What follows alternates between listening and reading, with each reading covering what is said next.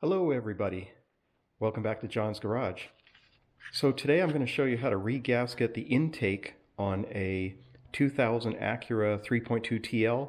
This is the J32 engine, also known as J series engine. They're all pretty much the same.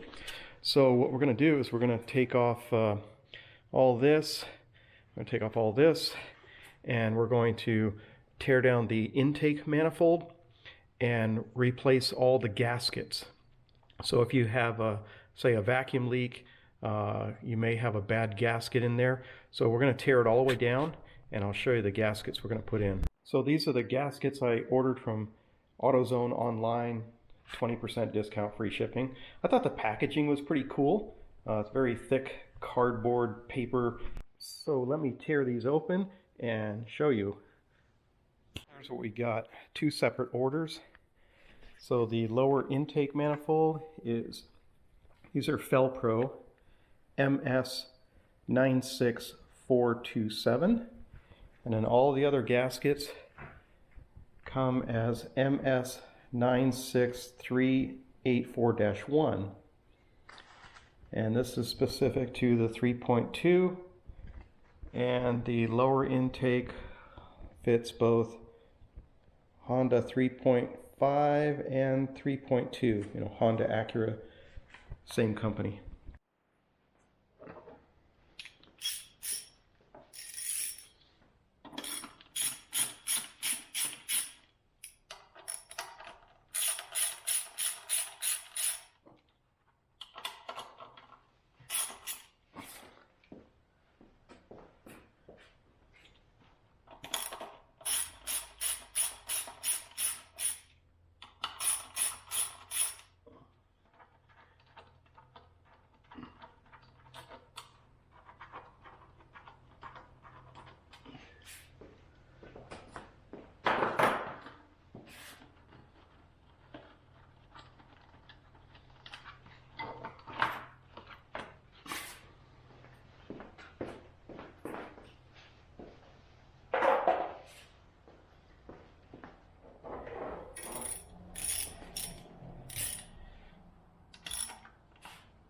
These are all 10 millimeter.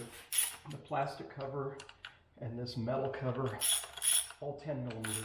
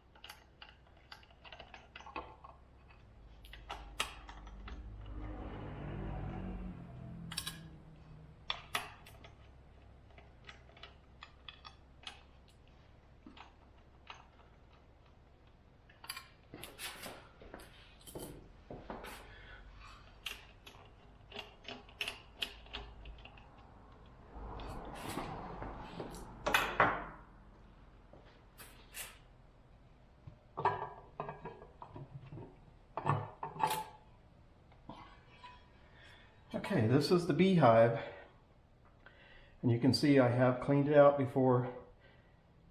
When you have high mileage, this will get just crusted up with carbon. So you want to change your oil frequently and keep this clean. Just take a screwdriver, chisel out all the carbon deposits, spray it out with some brake clean. This is fairly clean, but we'll give it a little touch up.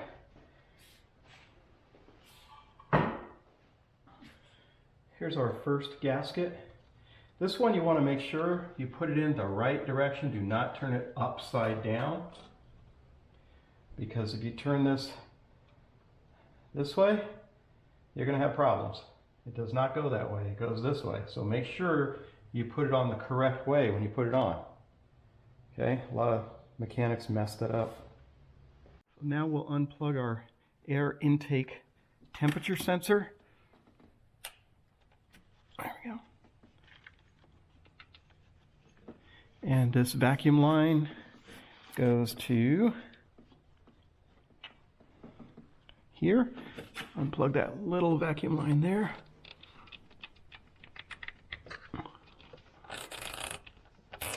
There we go. And unplug our positive crankcase ventilation PCV. Pop that out. There we go. You can unplug it from the other end if you want. Either way, same. And let me get some pliers to unclip that. That goes to your brake booster, I believe. Yep, that's your brake booster vacuum.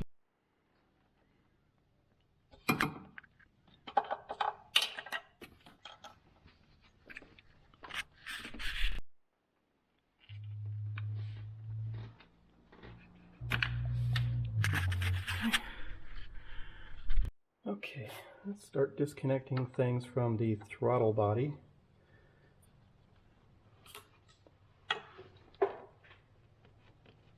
Vacuum line.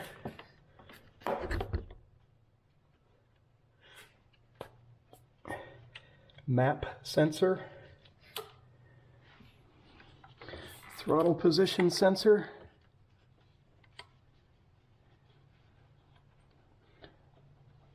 Idle air control valve.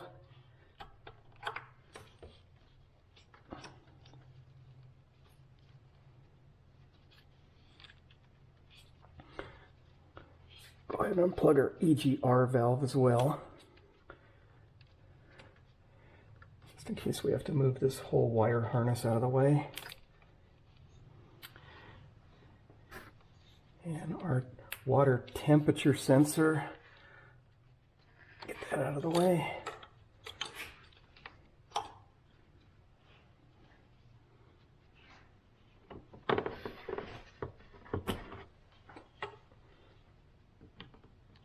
Disconnect this hose from the snorkel. It's a air line, but it's made out of metal. There we go.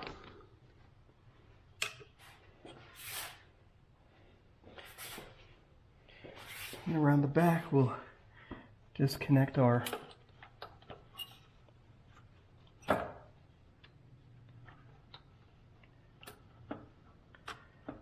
accelerator cables.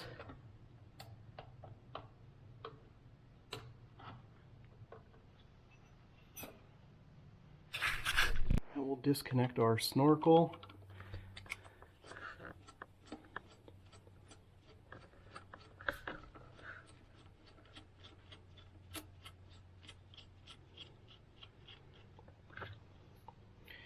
And then go to the other end, and there's 1, 2, 3, 4 screws. Undo those 4, and then undo the strap that's holding the cruise control. Put a towel here to avoid scratching the fender when I pull this out. So one more vacuum line here I want to get off, and then work this map sensor wire out of the way. Pull this out of the way.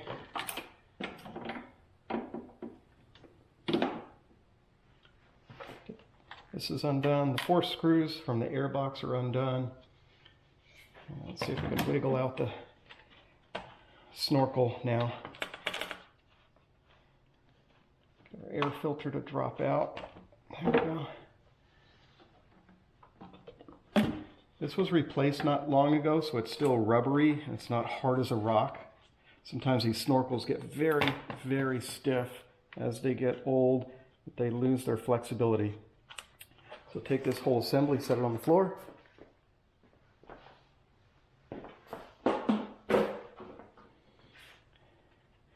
Good time to clean your air cleaner. This one's a washable K&N. I'll clean that later. It's not too bad. Knock some of the dirt out of it.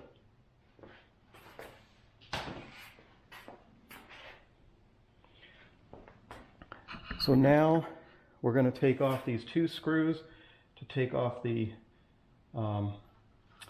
gas pedal linkages. I already disconnected these. So let's separate that.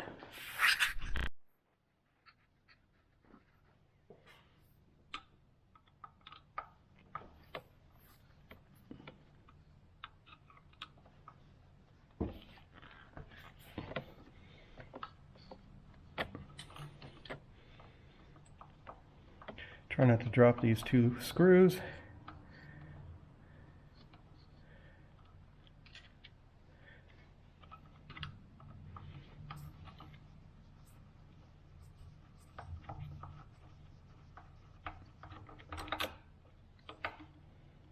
There we go.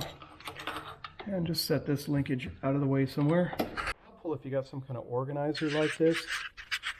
I got this for Christmas. It's a grip mat. It's rubbery. You could set it on your windshield, your car. It won't melt with heat of the engine. So it's something to organize all your nuts and bolts. We're going to remove the throttle body. You don't need to remove this water hose. We can leave that connected.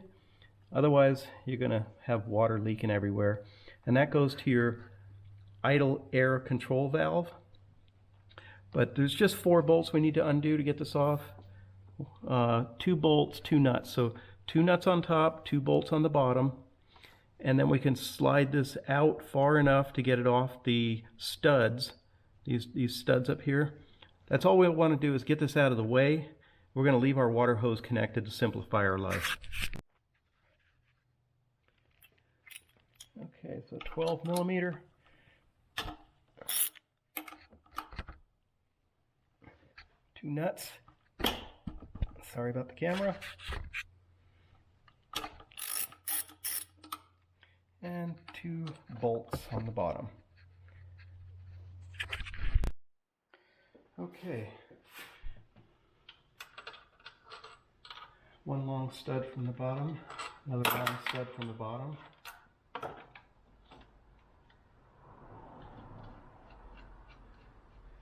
One nut from the top, and another nut from the top.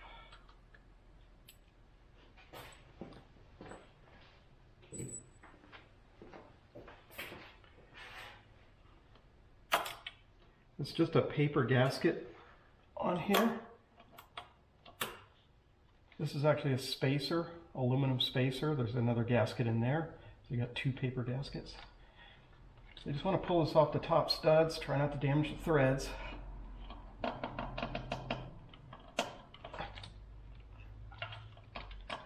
There we go.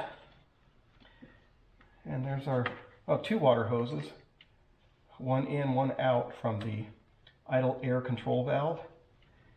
And it's a good time to clean this. You can open it up, give it a good cleaning, and you can see this is the air goes past it there. Anyway, we'll clean that later. There's your paper gasket. This one's not damaged. It won't actually come off, but we're going to replace that anyway. And there's another paper gasket here.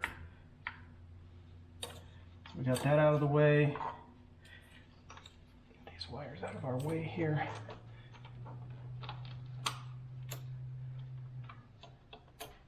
Now we're going to go over to the intake plenum. We're going to undo the bolts that hold that down.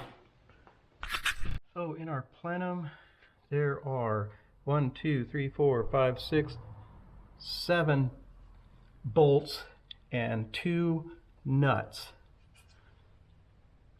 So let's get a 12 millimeter and get those loosened up.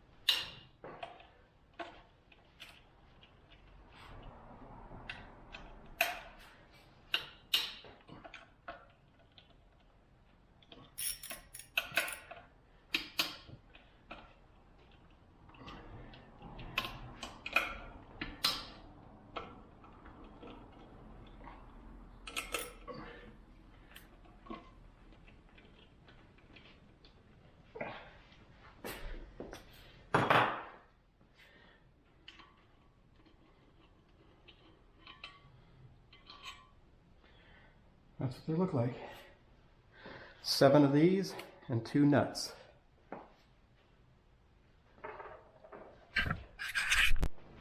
Okay, we've taken out the 7 bolts and 2 nuts. Let's see if this is ready to come off now.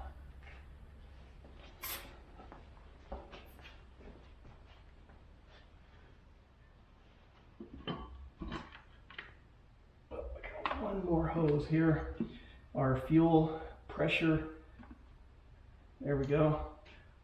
See that right there?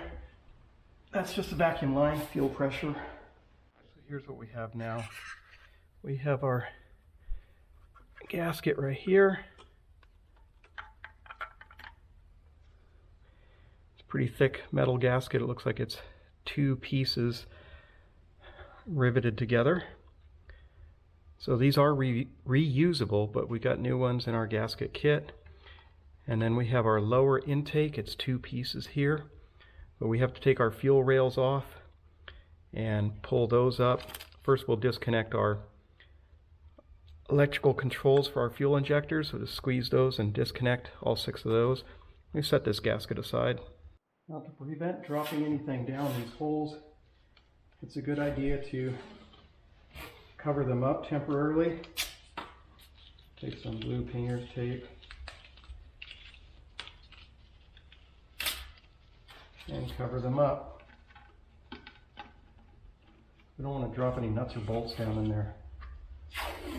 They're coming off in a little while, so we just don't want to drop anything down there by mistake and have a problem.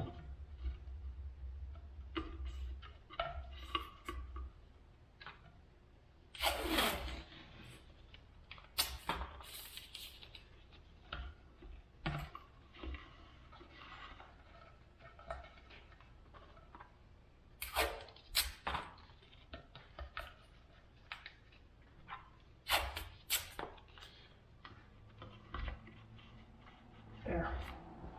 Now we won't have any stray nuts or bolts falling in there. Okay, so now you want to disconnect your fuel injectors.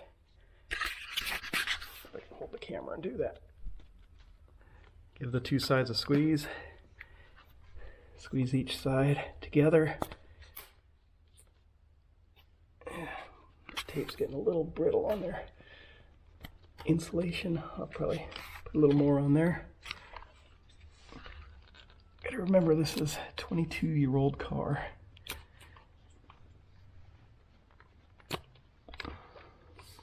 Okay, the electrical's disconnected.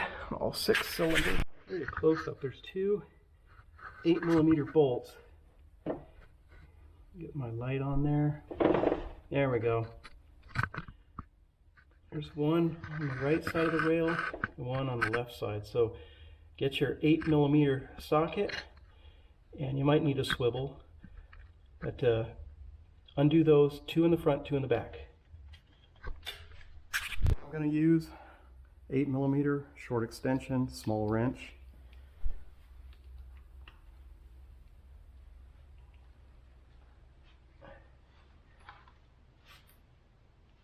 I'm going to get a larger wrench with an adapter.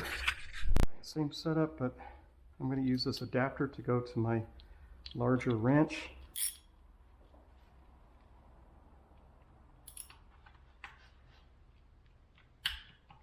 There we go.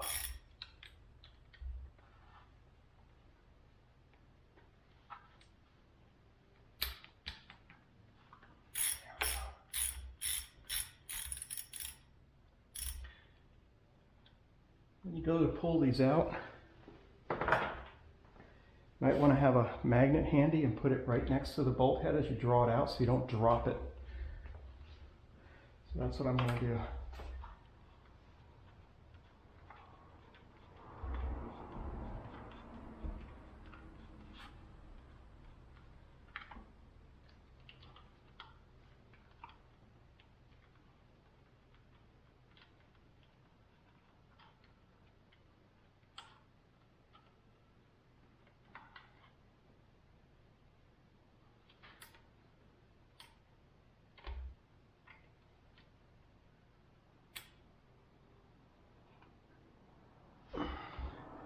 There we go.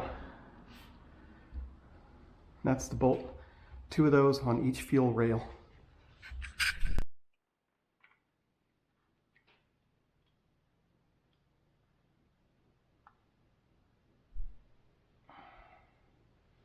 And there's the other one.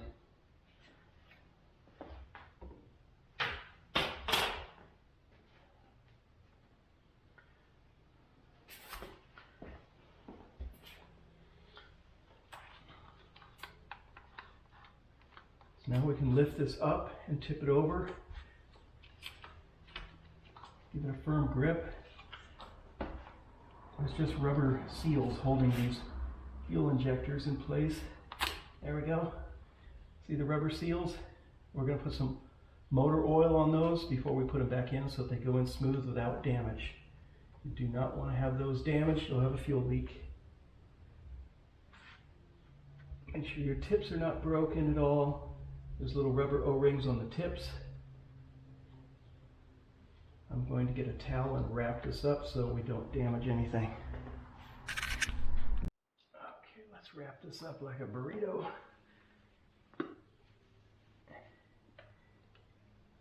And we'll just put this as far out of the way as we can without having to disconnect a fuel line or anything. So now it's safe. Those plastic parts in the fuel injector won't get damaged. Now we're going to go do the same thing on the rear bank. This is bank 1, bank 2. Cylinders are 1, 2, 3, 4, 5, 6. So this is bank 1. Let's get the 2 bolts out.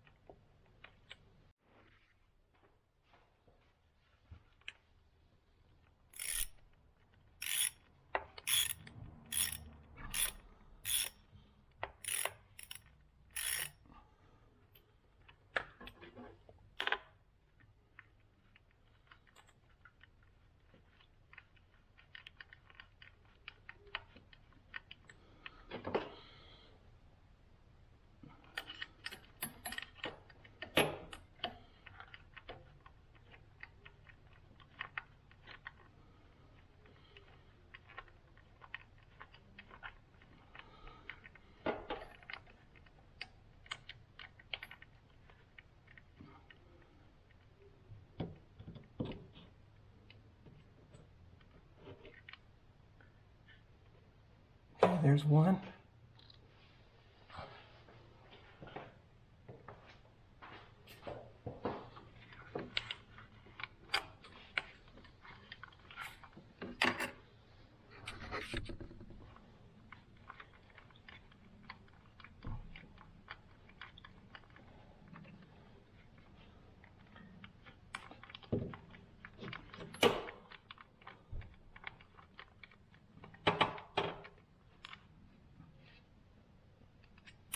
There's 2.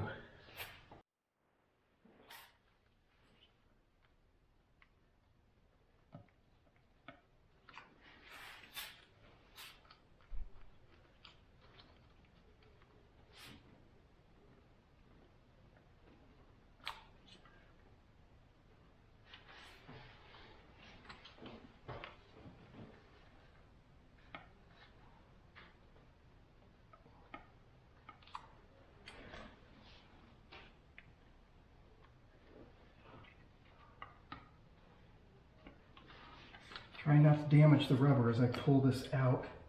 Give it a little wiggle. Fuel injector number 1 seems to be a little sticky on the rubber part. There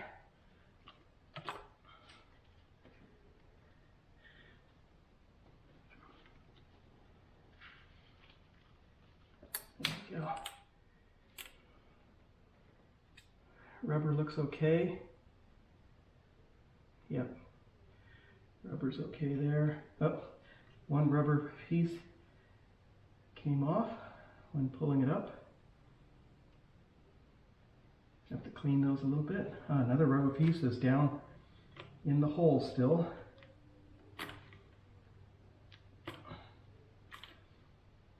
we're missing that one. There, got it out with my finger.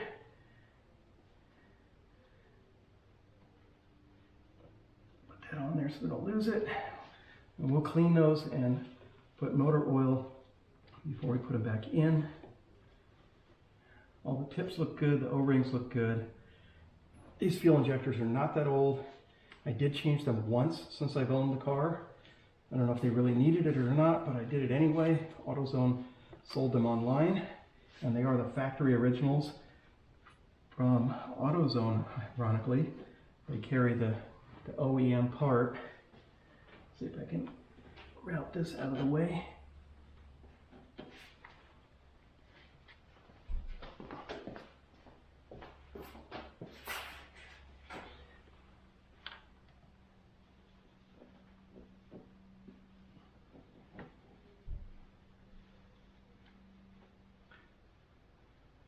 There we go.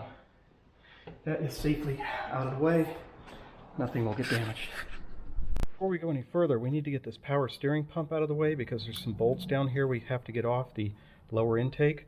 So I'm going to start out with a 12mm deep socket to loosen the tension on the belt. We are not going to disconnect the hydraulics. Do not remove that, or you're going to have fluid go everywhere. We don't need to do that. So we're going to take the tension off the belt. We're going to undo the 2 bolts that hold the pump on here. Take the tension off. Pull the belt off. Okay, right here there is a 12mm bolt. We're going to undo that bolt.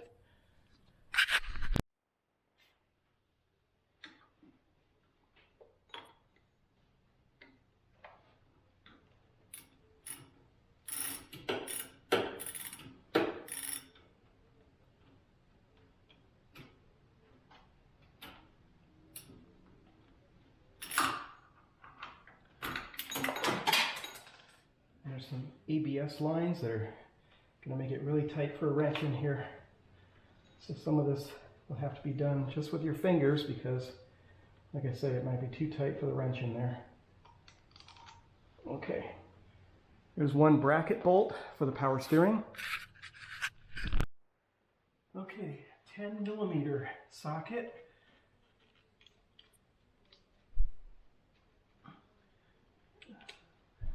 It's kind of got a piece of plastic hiding it.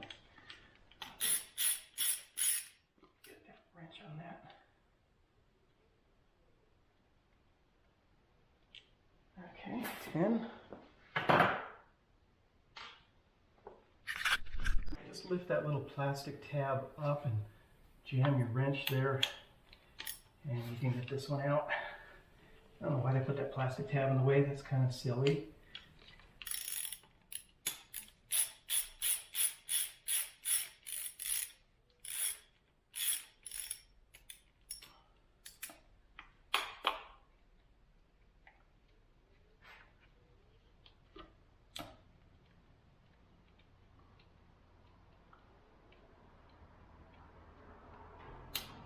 There we go.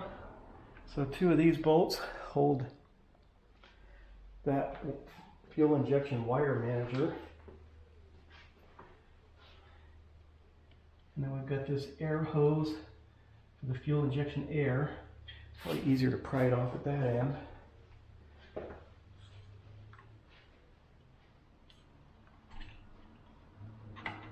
That way I don't break that plastic elbow or anything. Pry off the other bank.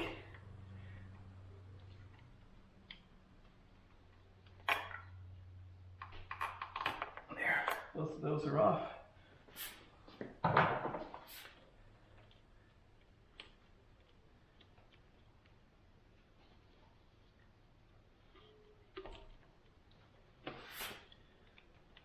Interesting, that plastic elbow is holding this whole thing on there. So we'll have to work on that. Alright, let me figure out how that plastic elbow comes off. Okay, so this is in 2 pieces. So we want to press these two tabs, and if you have to pry up a little bit with a screwdriver to give it more assistance, you get that off of there.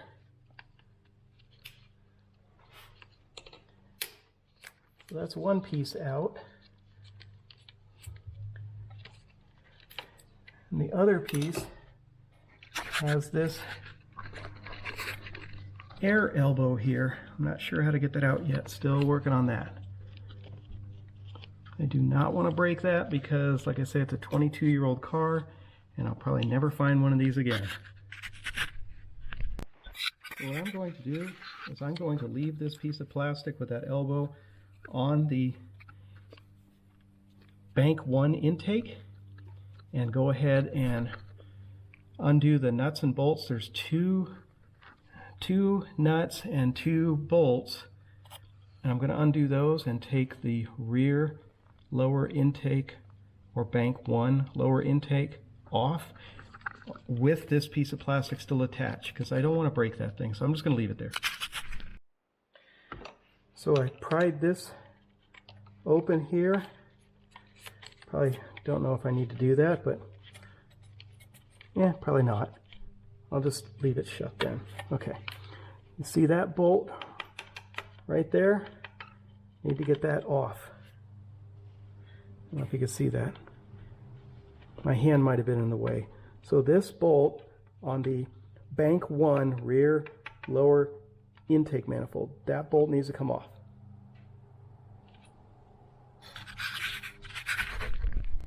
Okay, I managed to get my wrench on it. It is 12 millimeter. And so let's break that loose.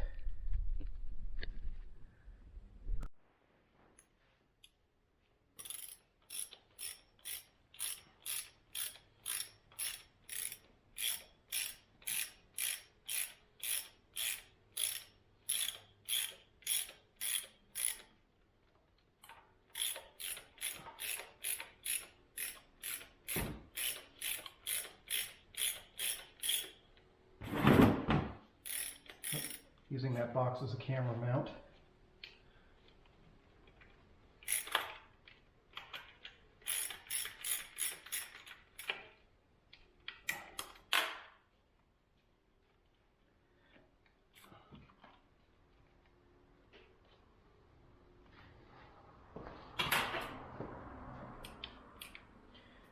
Not loose enough.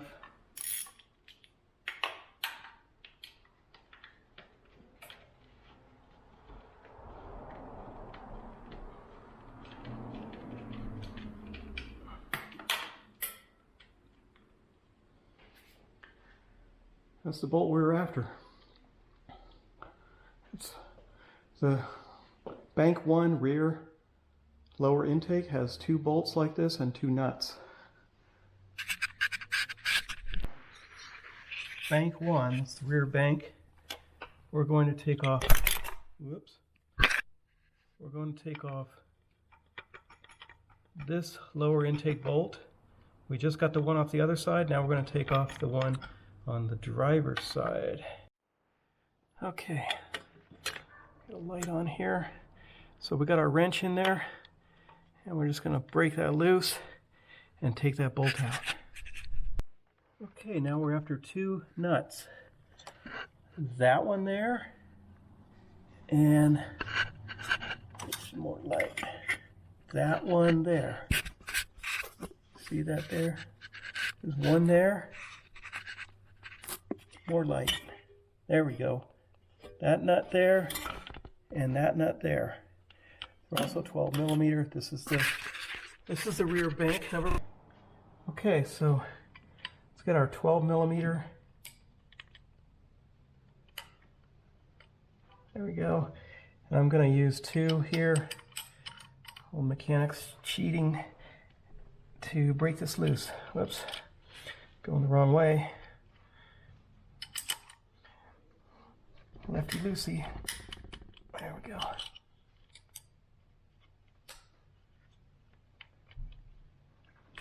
There we go.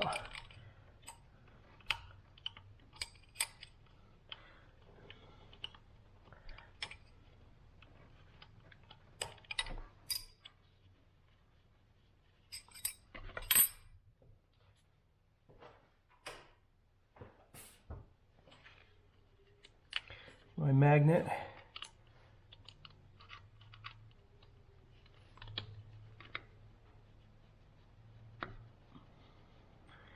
Just using my fingers to unscrew it. Got my magnet on it. And there we go. That's what we're after.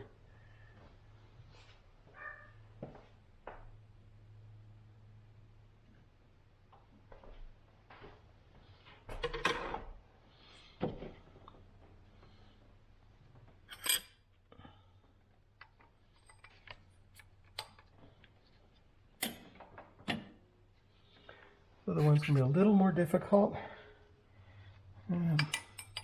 Let's see, we gotta go lefty-loosey.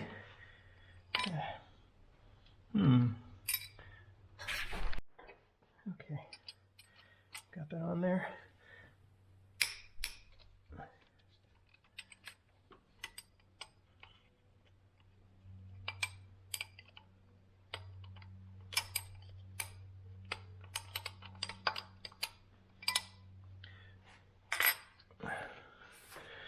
Because of the casting there for this plastic mount, it's very difficult to get on this one.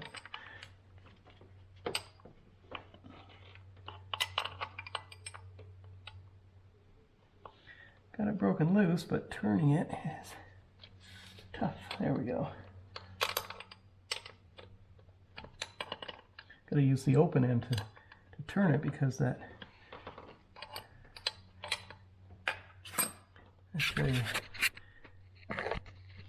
see that lump in the way from this makes it tough to get a wrench on down there. Okay, I got it loose enough to use my fingers, get the magnet ready.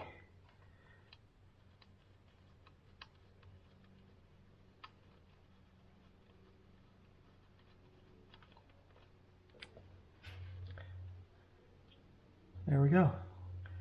So we took out 2 nuts, 2 bolts, and now you should be able to take the bank 1 rear lower intake out. Switch over to the front intake bolts and start working on those. Let's see. Get these wires out of the wire managers.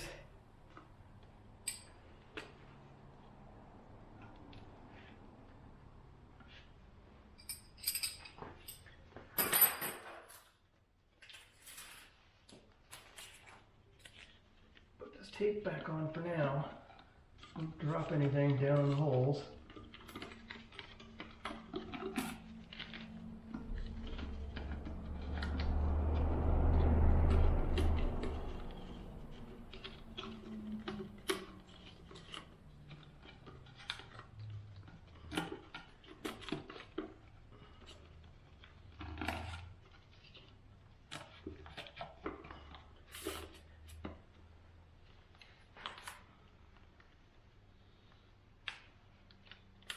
This air hose.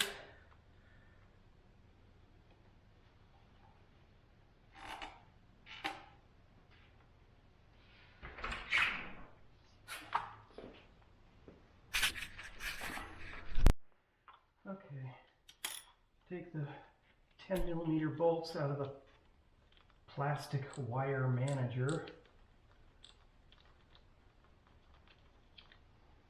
One.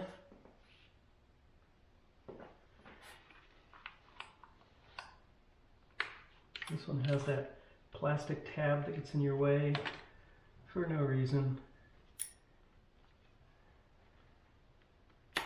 There.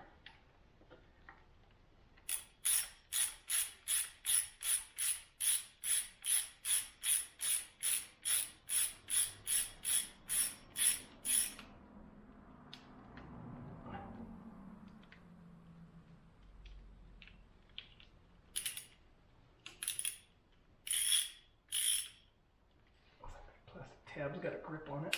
There. There's the other one.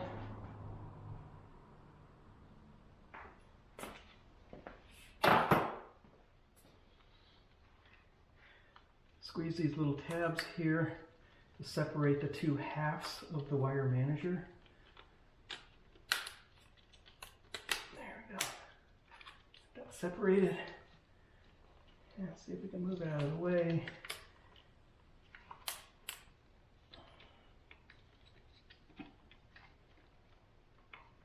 There. We'll leave the other half there because of that plastic elbow.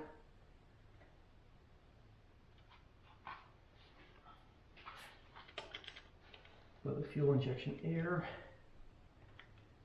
Let's start working on those.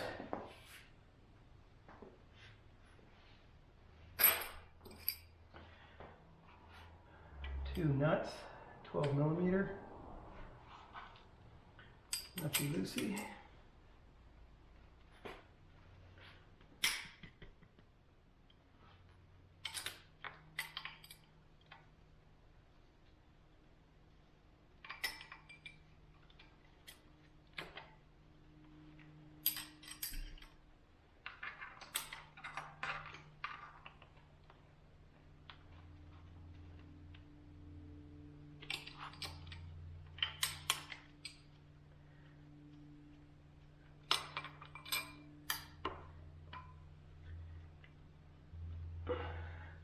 One nut.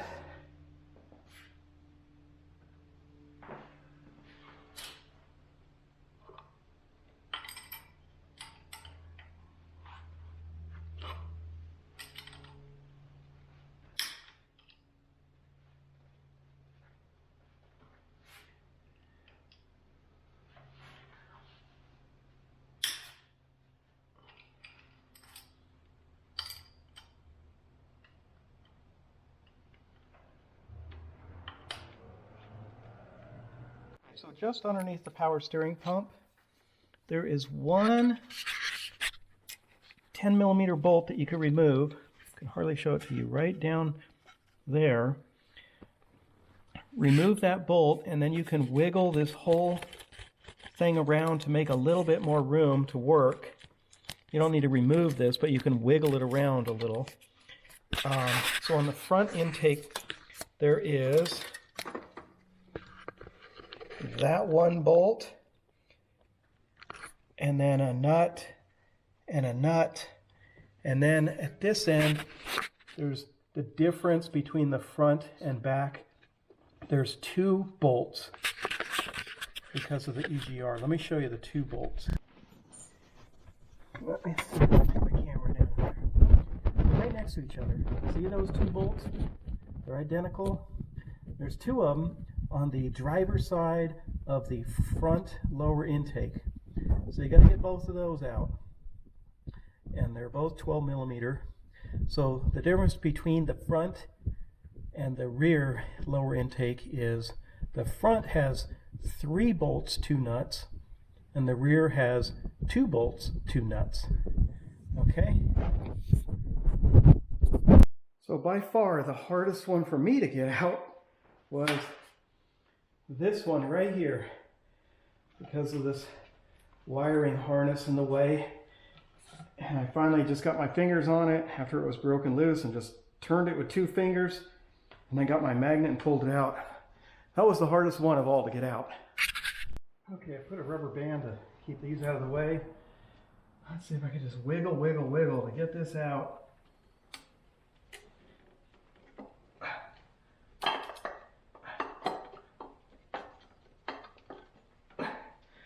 Yeah, I think it helps to have both the front and back loose on all the bolts removed. Let's see. Come on. Almost over the studs. Not quite.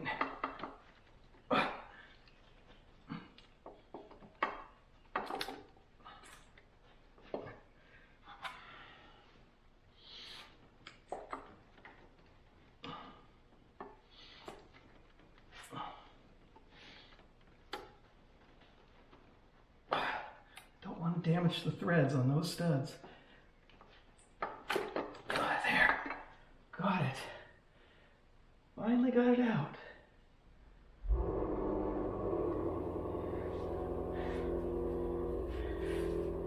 So that's how it comes out. And there's our little fuel injection air valve that I could not take off and didn't want to break. So I'll just leave that there. It doesn't hurt anything. You can install it Well, it's still on there.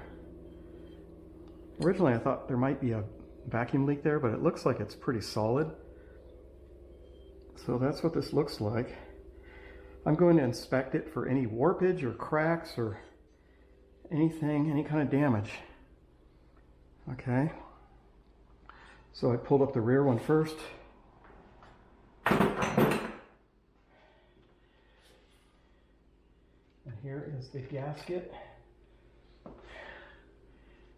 It's a two-piece gasket, riveted together. High quality, reusable. I got another one in my kit, so I probably won't reuse it. I just wanted to find out if there's any kind of a vacuum leak here. I don't see any damage, so that's the rear.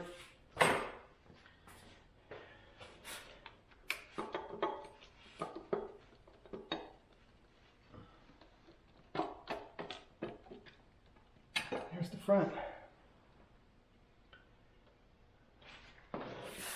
And the difference is this port right here for the EGR. That's the difference between the front and the rear. Similarly on the gasket, you got that extra hole there, and you can see there's a little burn mark there. It doesn't go through this circle, so I don't think those two circles were still intact, so I don't think there was any kind of a vacuum leak there. But I've got a new gasket, so we're going to put a new one on. I'll inspect this for any cracks or warps or anything. But that looks pretty solid. Looking for any cracks in that. I'll inspect these off camera. Don't want to take up your time. So let's take a little tour of what we got here. So in a prior episode on John's Garage, you saw us change that knock sensor. That's also from AutoZone. Of course, AutoZone doesn't make this. It comes from a company that makes sensors for cars. So we did not have to take off the lower intake to do that. We managed to snake our tool through the lower intake manifold and replace that without taking all this off. And that was a real time saver. So this is a 600+ mile engine. Let's look at our valves. I am pleasantly surprised. They really look good. Let me see if I can get enough light in there for you. I'll get you the exact mileage, but we're over 610,000. Look at that. That is, you know, this car only runs premium unleaded, but that looks really clean. I don't think you'd ever see that on a gas direct injection GDI engine. There is no carbon on there. Looks like a little bit of oil, tiny bit of fine mist, but that's normal. And how do the valve guides look? The valve guides look, the stems look okay. They're not, no visible bends. Yep. The seats look good down there. You can see the seats along the very edge of the valve. Let's go to that's cylinder 3. Here's cylinder 2. This is on the rear bank middle. That looks good. I am really impressed with this J32 engine. Get some light in there for you.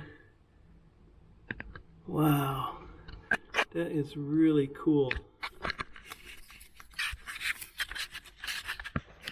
Let's see if I can get to the number 1 cylinder.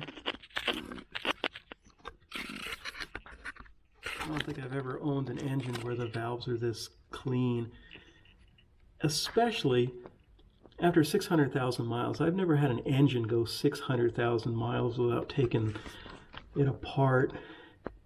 And I mean apart like upper rebuild, lower rebuild, taking the heads off, I've never seen anything this clean. This is just truly amazing.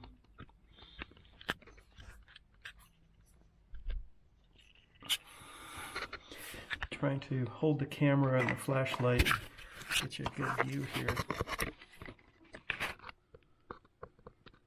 That is #1 cylinder. I'll do some cleaning here.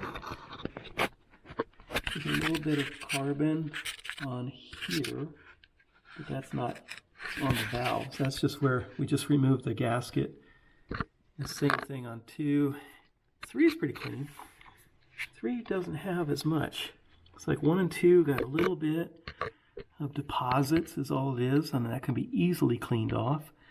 And I'll use a vacuum while I do that so I don't drop anything down on those pretty valves.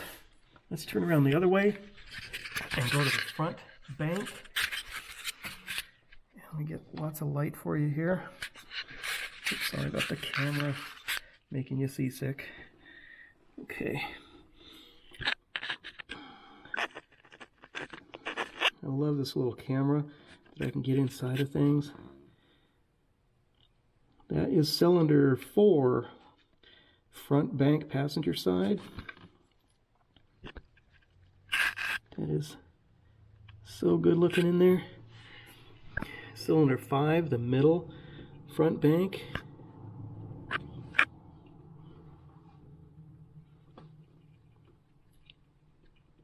Everything looks good. That's a bit of a stretch. I might have to go around the other side. Let's see. That looks good. That looks good. I'm going to back the camera out a little bit so I can see with my own eyes. I don't see any damage. The seats look good.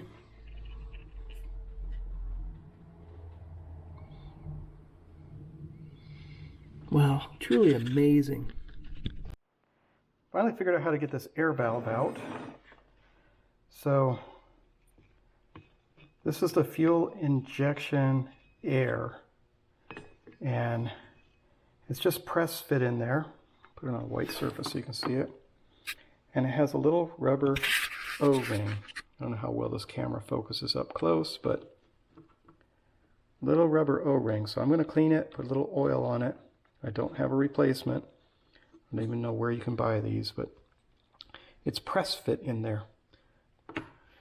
So it goes in that hole there. So this is the, let's see. Yep, this is the one with 2 holes. So this is the front lower intake.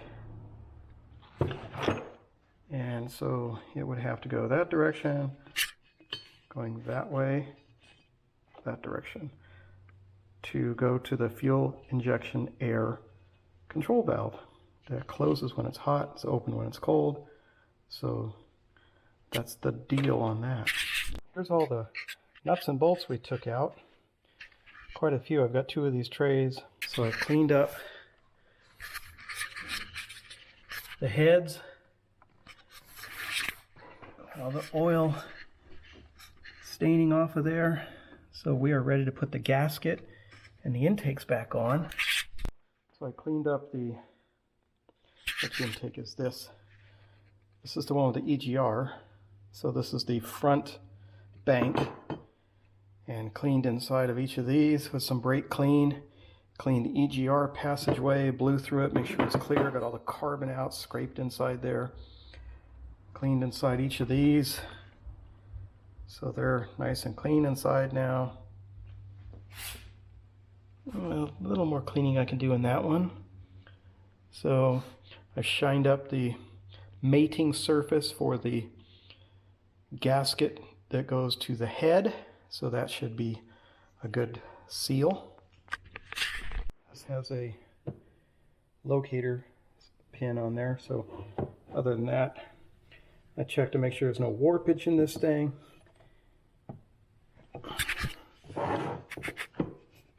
So when it's bolted down, it is flush.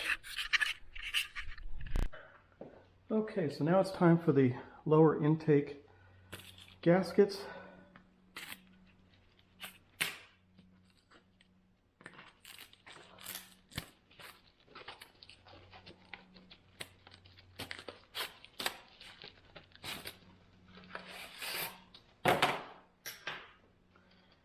Okay, so this one would be number 2 bank in the front because of this EGR hole. This would be number 1 bank in the back. These look just like the OEMs.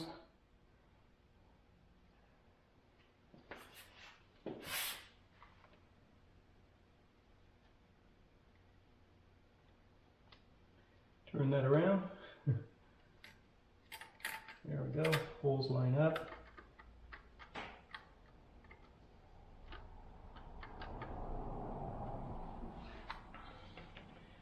This one on the front bank, EGR hole.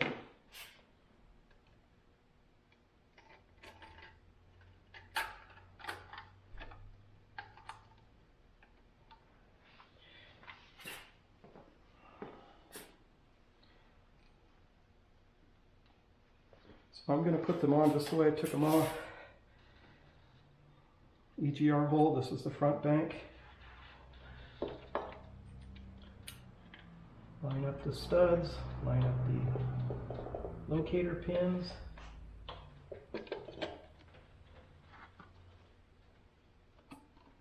we've got our air valve for our FIA, fuel injection air. It's pressed in, it's pointing that way.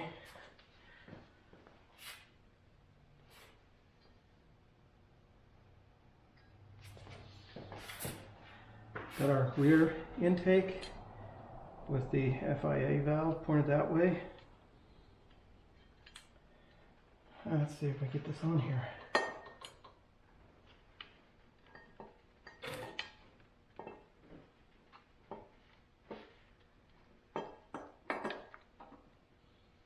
Looking for the studs.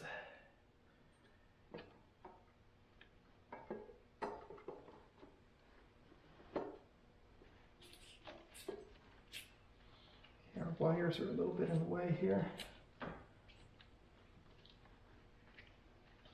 We've pulled this up from removing that bolt. Rear intake on it. I'm going to go ahead and hand thread the nuts and bolts on the front intake. I'm not going to tighten them. I'm going to put them on very, very loose. Just going to thread them in there so I can locate them. Remember, on the front there's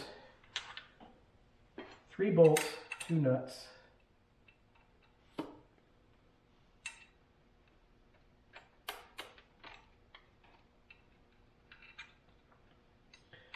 It's way easier to do this by hand now than after they're both in, because I can get my hands in here.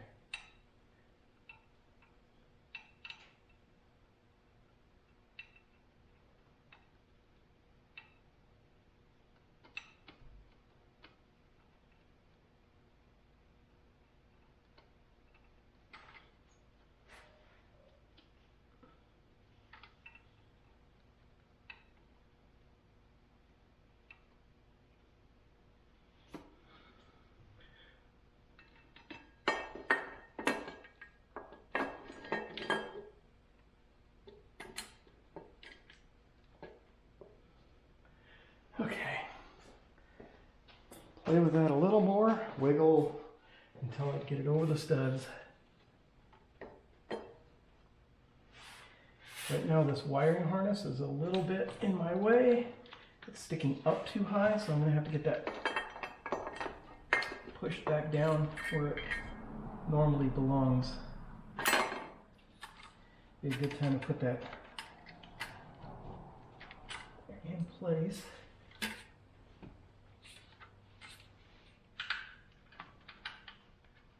Have our power steering here. I'm going to thread this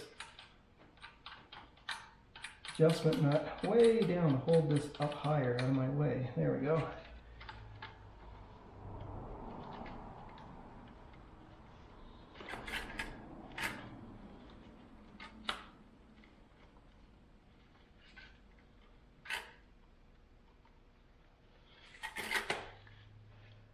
I'm going to try tightening this one bolt on the front, this one on the front intake, because that is the hardest one to do. Well, I still got this wire manager out of the way. I'm going to go ahead and tighten it down. I'm going to thread it all the way in by hand and then get my wrench on it and torque it I'll get you the torque specs in a moment.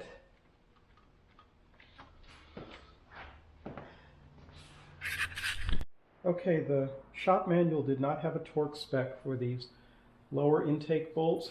It's got torque specs for everything above it. So I'm going to use the same one for the Plenum to be torqued down. Those are 16 foot-pounds. And it doesn't look like I'll be able to get a torque wrench on these, so I'm going to just use the German torque spec, good and tight, and do my best guesstimate to get these at 16 foot-pounds.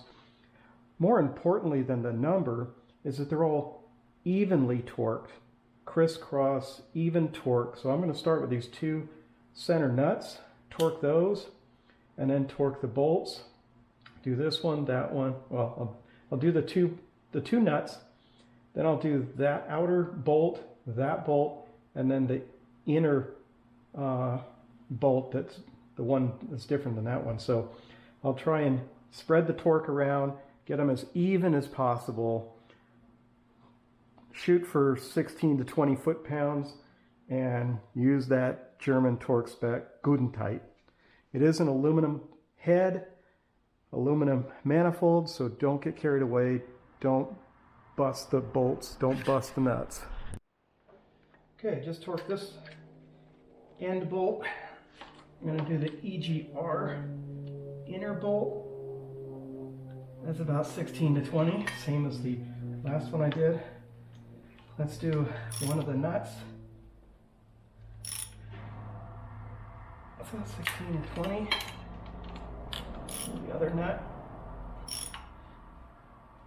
That feels good.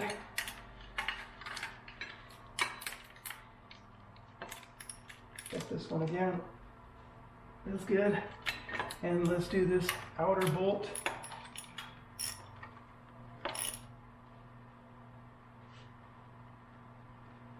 Feels good. Check these nuts. It's good. Making them all the same.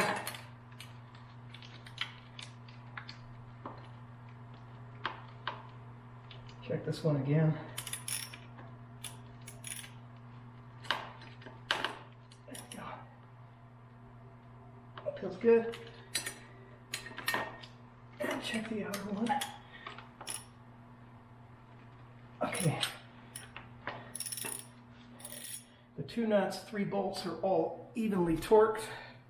On a brand new gasket. Now let's get the rear intake in. Now is this wire manager that's loose in here. I'm going to put that 10mm bolt back in there that goes underneath this power steering pump. I'm going to put that in before I locate this onto there. Okay, just using my long extension, 10mm.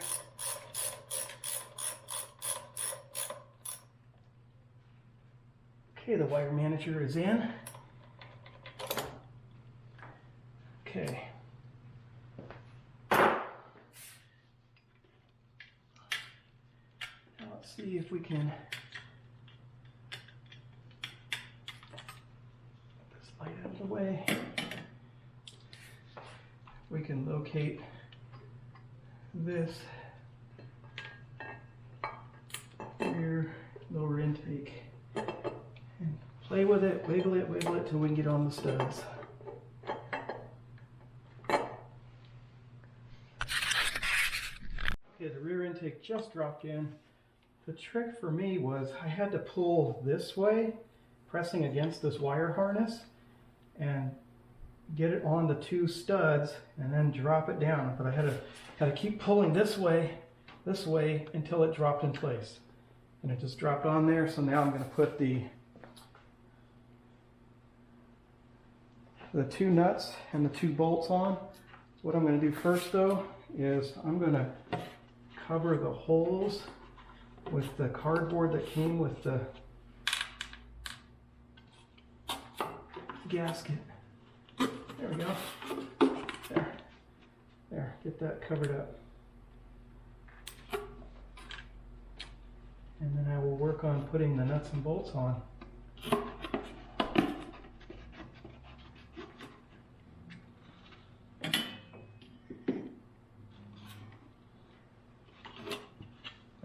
wrenches and tighten those on. Okay, we're going to do the same as the front. Just be careful, don't drop any bolts down in the valley of the V block, because you're going to be screwed and have to take everything apart. So use a magnet if you have to guide things in. So I've got this bolt in, I've got the other bolt in, I've got the two nuts on. Time to start torquing. So let's start with the middle, and let's hand torque these two nuts. And we'll go to 16 to 20. Like I said, make them all the same torque. That's the most important thing. We're doing this by hand as best as we can by hand. It's just darn near impossible to get a torque wrench in there.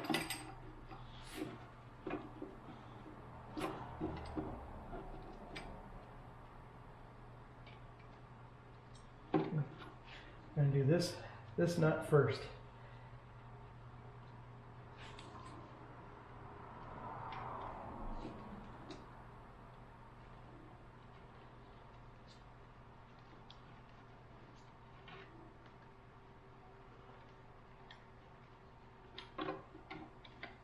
Feels pretty good right there.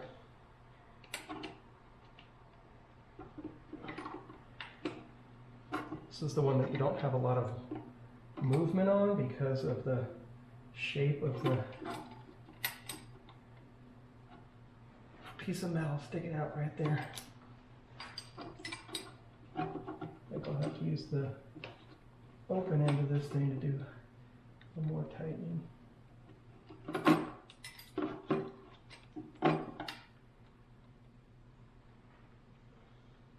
Yeah, I can't get that wrench on where I really want it.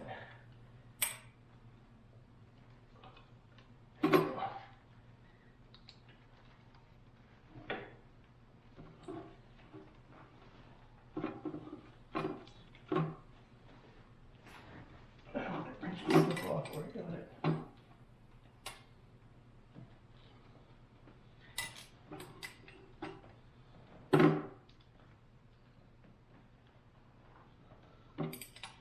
Tighten the second nut.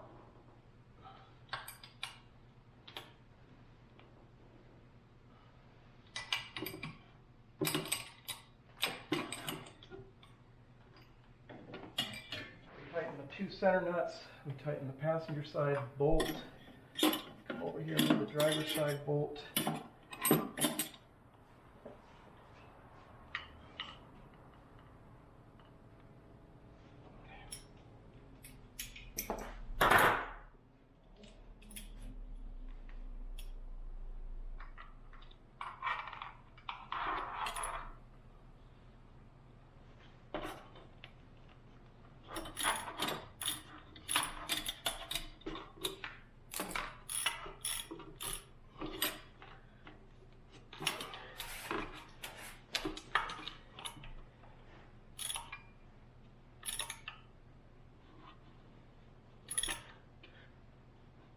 Okay, that's good and tight.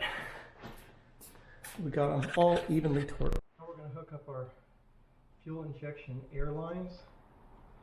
So have these turned up and out of the way. There we go. So let's hook that back on there. Route that through the plastic manager. Plug that other end in. I want to check this hose, make sure there's no holes in it, which I've done. You don't want a vacuum leak.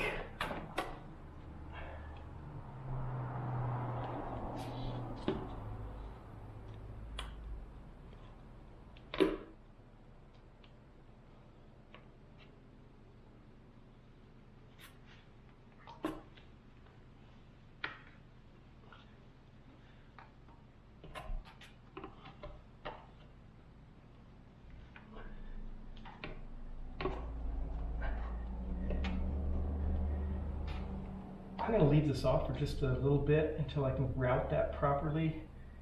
So, because this needs to fold down, I'm going to route under there. So now we're going to put the fuel rails in. I want to clean the O-rings, the little one at the tip and the bigger one that seats in here. I'm going to clean them and then put some engine oil on them so that they press in evenly without binding or tearing. Flipped over both fuel rails. I'm going to plug in my fuel injection air now that I have room to plug it in. Got both sides plugged in. So let's get to cleaning and lubricating these little O-rings. Make sure there's no dirt or grime on there.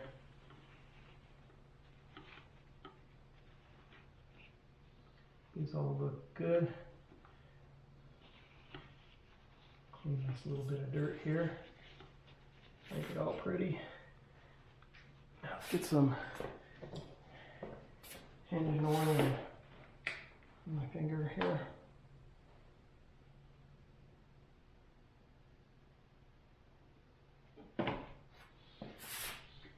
We just want to get these nice and lubricated. We don't want any binding when we press them in. We want them to seat smooth and evenly, especially these little ones. We don't want any tearing.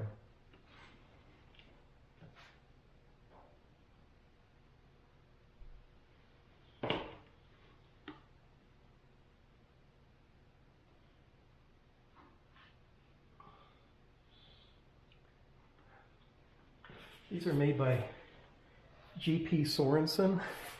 I made another, well, I don't know if I made a video on that, but you can get them through AutoZone online, not in the store, but online. Really good price. I think I paid $75 each.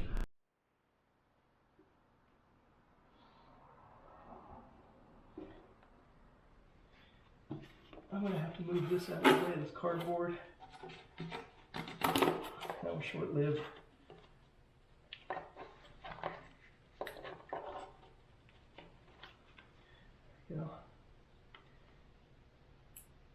Carefully line those up.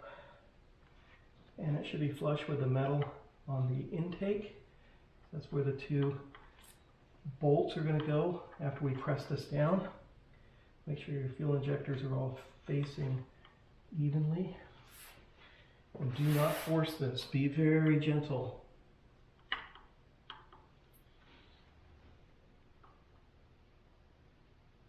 Just feel your way in there. Make sure each fuel injector is centered and starting to actually go part way in the hole. There we go.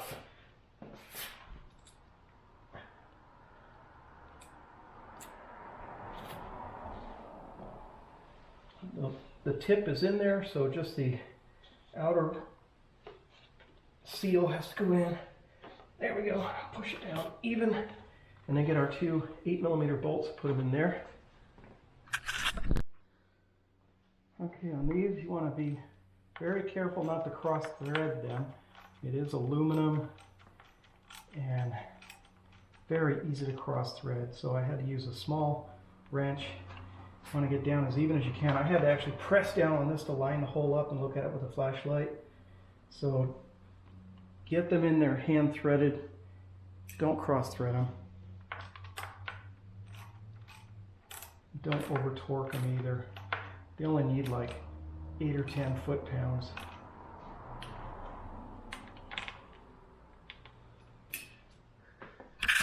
Let's put the two bolts in that hold the wire manager.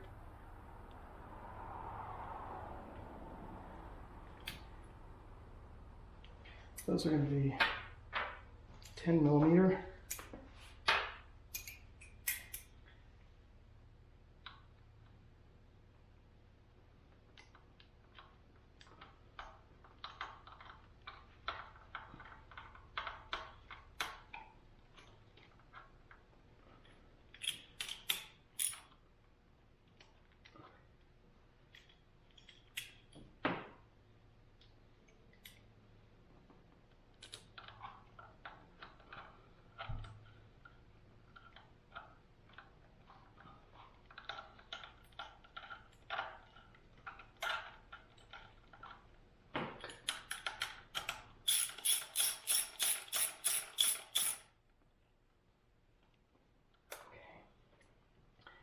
And then snap the two halves of the wire manager together.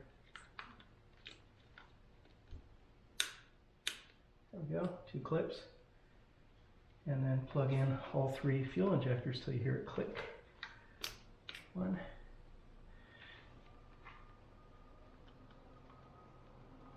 2, 3. Same thing on the back. We're gonna get the O-rings cleaned and lubricated. Do that on all 3 and press them in the same as the front and bolt down the rail. Okay, just pressed in fuel injection rail. I've got the 2 bolts. I'm going to put those in very carefully and lightly torque those in. Our hex key set, metric number 5, and a little cheater bar, and loosen each one of these. I'm going to hold the camera while I do this. Okay, I already broke that one loose, and that one loose. Anyway, just go around, work those, get the 2 sides off, and we're going to re-gasket that. All new gaskets. Just my luck, lucky 13. There's 13 of those bolts per cover. Now we can get it off. Ah, cool. So, doesn't look so bad inside. We can clean it a little bit.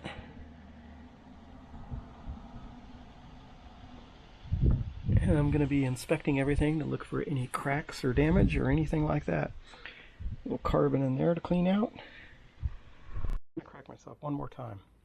So there are 8 bolts per side. There's 2, 4, 6, 8. So there will be 16 total bolts, 8 per side.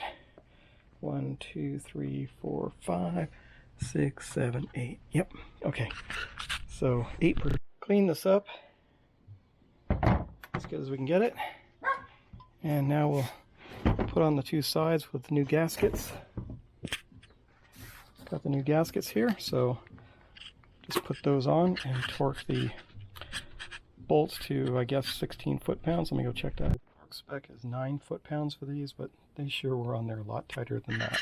Both sides back on, all torqued down, ready to take it inside and put it in the car. Put the plenum on there. I'm going to put the power steering back where it belongs. So we got to put 1 bolt in this side, 1 nut way down below, and then adjust the tensioner. And we're going to use 12 millimeter for doing all that. Okay, so the back of the power steering pump has a slotted carriage bolt head that has to be in that slot. So you can see it there. And then I find it easier to put the nut on the front of that before attempting to put the bolt in the left side of the bracket. So that's the way I'm going to do it. Okay, so using a standard 12 millimeter socket, a short extension, I was able to get that bolt in. I've got the nut on. I put the nut on first, then the bolt, and now I'm going to put the belt on. Still hanging down there. I'm going to make sure. So I'm going to take my deep socket, take the tension off where you tighten it. I had it tightened all the way to mount it. So I'm going to let that go really loose. And don't tighten this bolt or the nut until you've got your belt on and tension, and then you tighten them both. Otherwise you can't tension it properly.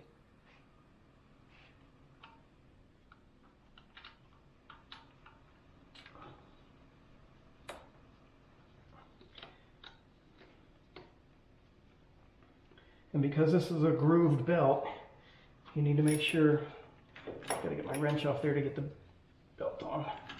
You gotta make sure the grooves on the crank pulley are lined up, just like this is lined up. So I've got to go underneath and check those now before I put tension on it.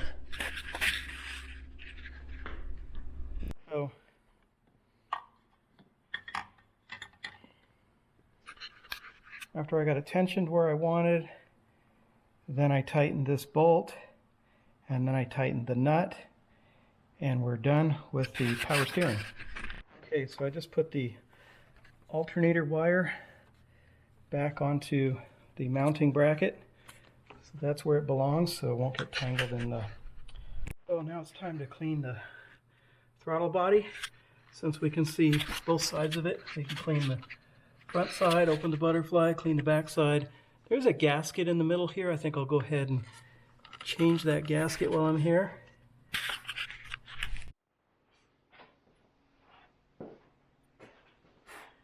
Okay, so what we got to do is take out one,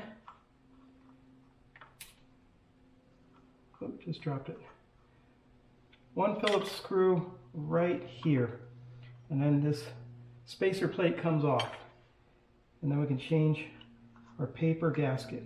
And I'm probably going to need a razor blade to get this off. I'll work on that now. Okay, so here's the little screw that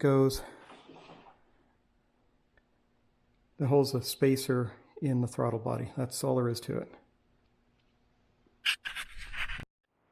Okay, so with the razor knife, I'm just going to gently work around the edges. There we go, came off pretty good. Just got to clean up a little bit here. You don't want to gouge this, it's aluminum, so be very gentle with the scraping and don't put too much angle in the blade.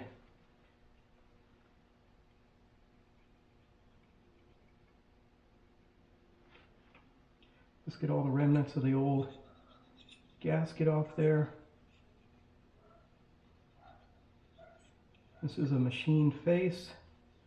Do not gouge it.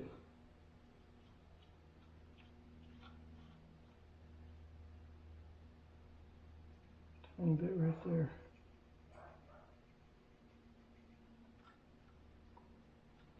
Okay, that's all clean. Now we get some cleaner in the throttle body. Okay, so when you go to put the spacer plate back on, you might think this goes that way, but it doesn't. It goes with the smooth side that way, and the locator pin goes right there. That's the locator pin. So get your gasket lined up,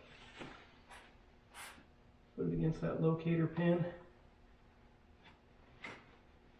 and then get your number 2 Phillips, put it in that hole at the bottom, and tighten it up. It's the only thing that holds that spacer plate on.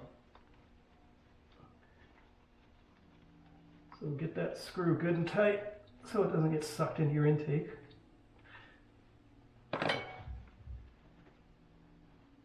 And now we're ready for the gasket on here when it's ready to go onto the car. So now we're going to take off our cardboard protector and get ready to put the gasket on there. So we've got a new gasket. Here's the EGR hole. So turn it over this way. EGR here.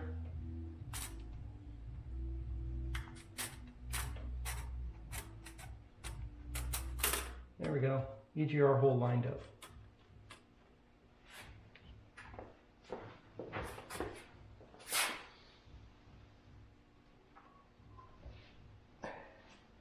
Now we grab our Plenum intake, and we've got that all clean. We're going to try and drop it onto those 2 studs.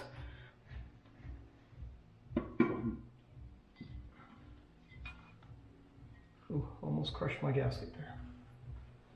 Don't want to crush that.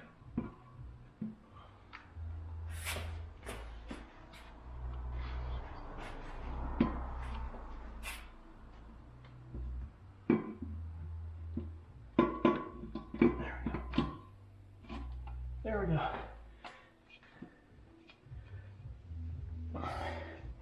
Now we're going to put 2, 4, 6, 7 bolts and 2 nuts.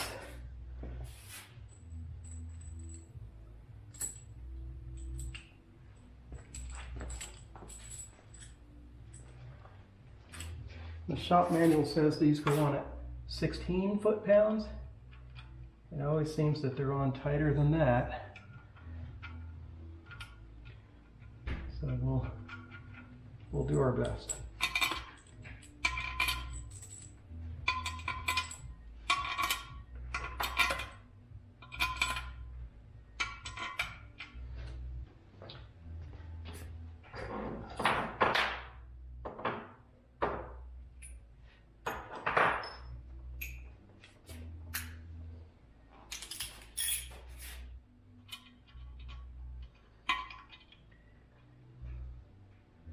And these are 12 millimeter.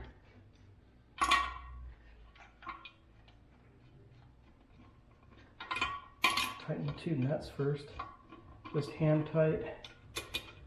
Get all these bolts threaded in. I won't bore you with that detail. Gasket for the Beehive. You want to pay attention to this hole. Because there's 6 EGR ports here, you need to make sure there's a hole for those EGR ports, otherwise you're going to clog it up. So this square goes towards the windshield. Because now you can see you have your EGR ports with a hole for each one. Now we take our very clean Beehive and we put that on top.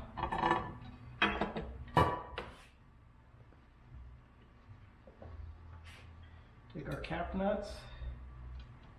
There's 2 cap nuts on this car.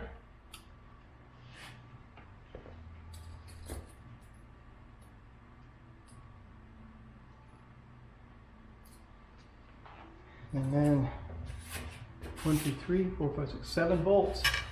7 bolts and 2 cap nuts. These go on at 9 foot-pounds. You don't want to shear them off. You just want to seal the gasket is all you want to do. So 9 or 10 foot-pounds, you'd be good.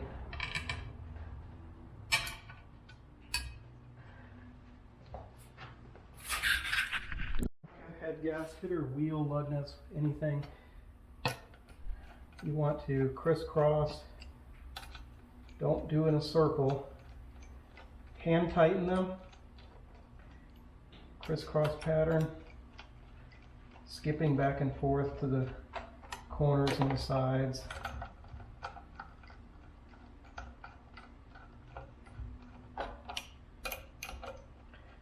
The manual shows a specific pattern, but it's not that particular, as long as you don't go in a circle.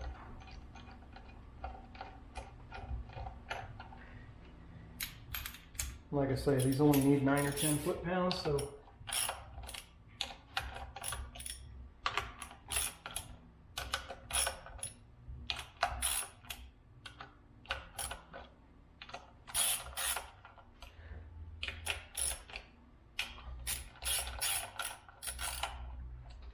okay, like that.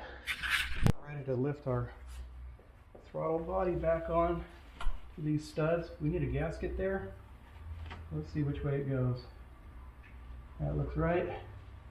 Let's put it on here so we avoid damage. And we're moving it on there. There we go.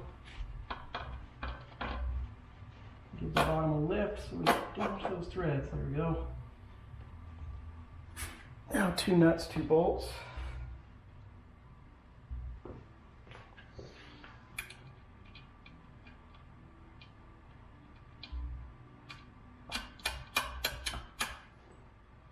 Nuts on top, 2 bolts on the bottom.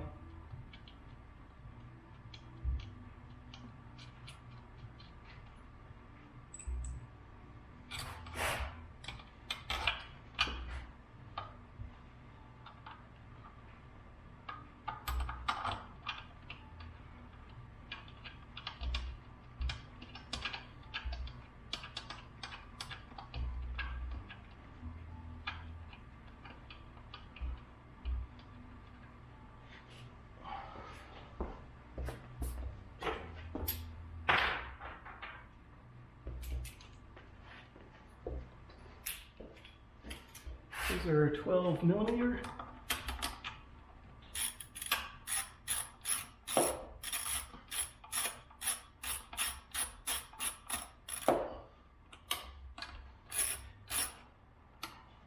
Crisscross on here. Let me check the torque spec for that. Okay, the torque spec for the throttle body is also 16 foot-pounds.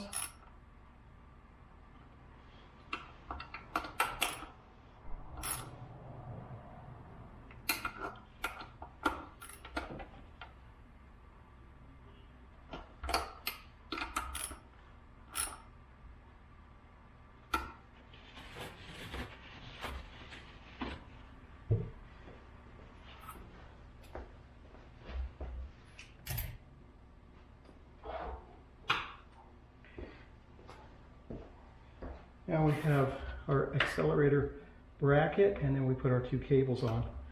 So we've got two number 2 Phillips that hold that on.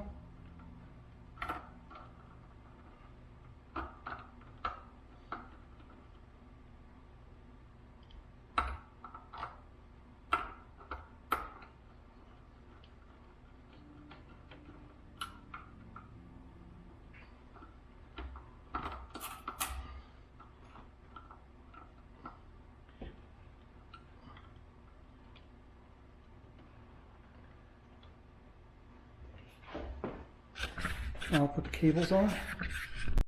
There's 2 cables, one for cruise control, one for your accelerator pedal. So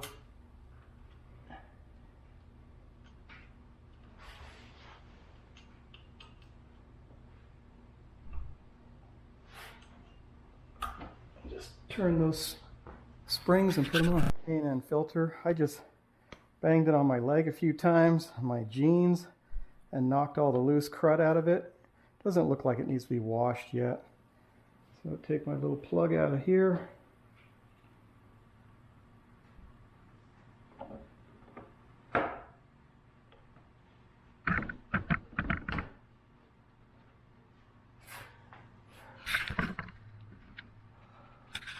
Line up my air filter.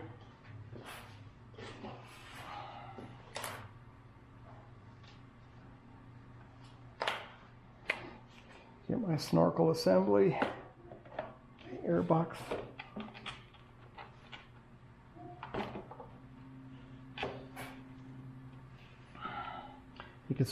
You can see why I have a cloth here. I don't want to scratch up my fender. Get the snorkel on there, up to where those locator tabs go. Make sure your air filter is lined up for the screws to go in the holes.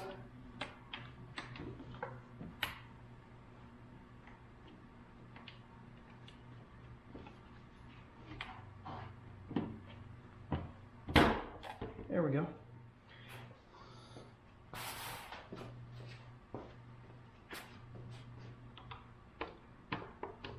Number 2 Phillips. You don't need to put a dying strain on these, just tighten them firmly. Make it easy on yourself when you want to open it up again next time.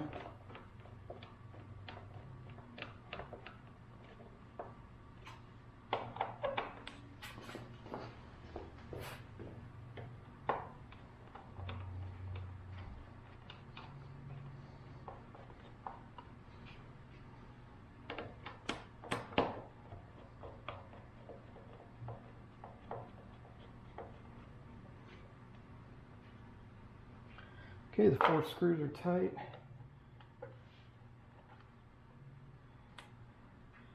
It's our cruise control cable. A little strap to hold that.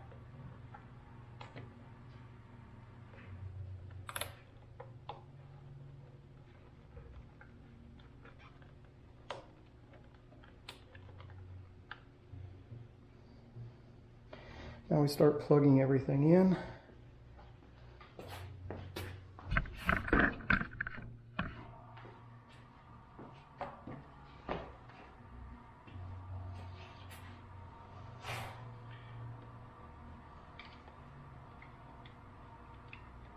throttle position sensor,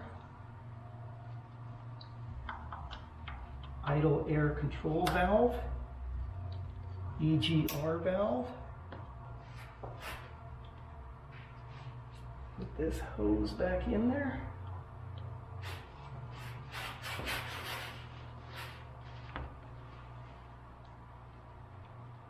Get some pliers.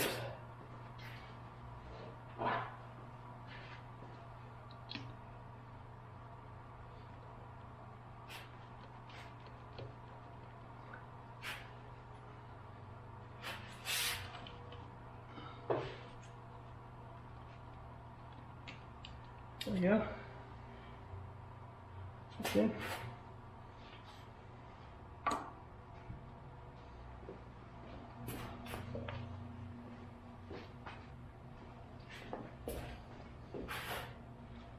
We've got a vacuum hose here.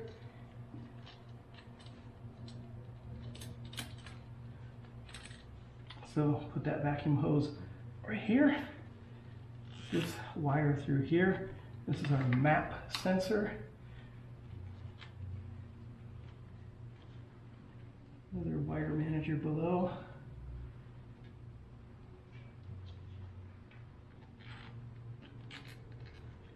Okay.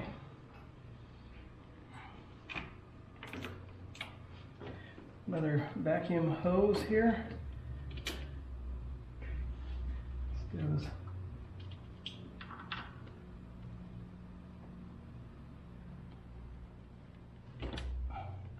everything routed the way I want it to sit. That guy in there, and right there. Put this one back on again.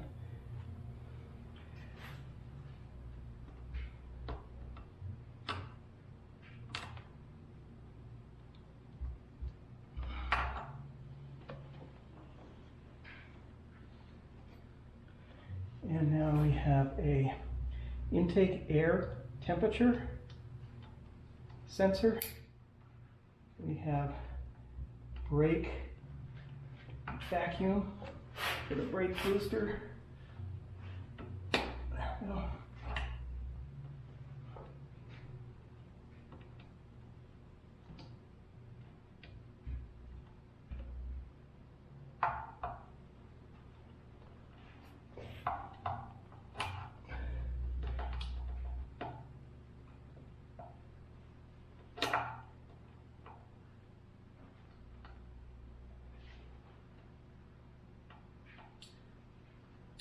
A little vacuum here. Put my, move you guys over so you can see.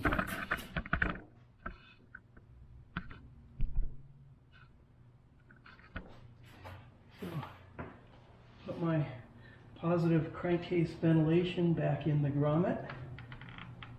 Make sure that's seated in there so we don't have a vacuum leak. Put this little tiny vacuum hose on there.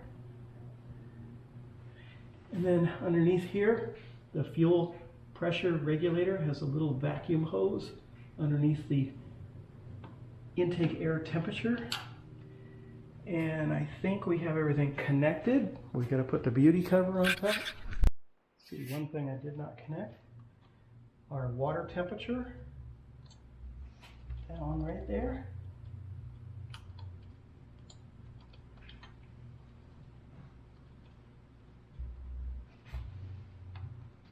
There we go. One more check, make sure everything. Okay, put our beauty cover on. Got a 10mm. Tighten it just hand tight. It's only a plastic cover. Not going nowhere.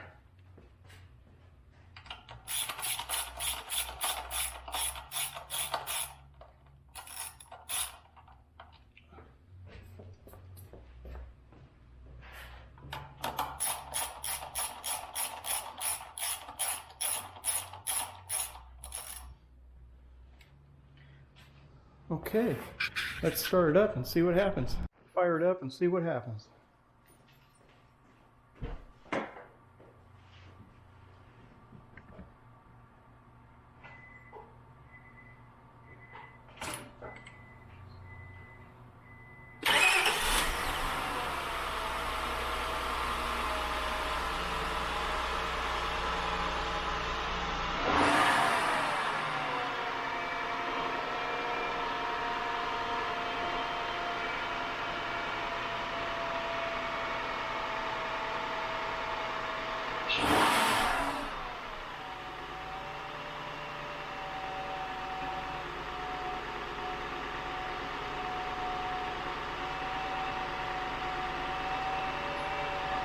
But that runs like a Swiss watch.